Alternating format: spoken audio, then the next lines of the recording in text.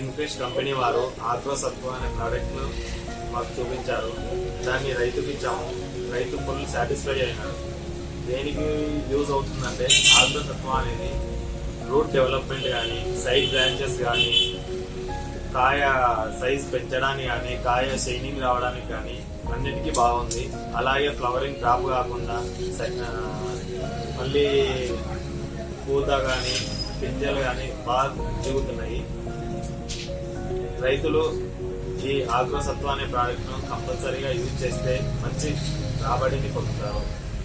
Thank you ఇన్ఫ్రెష్ వారి ఆగ్రోసత్వ.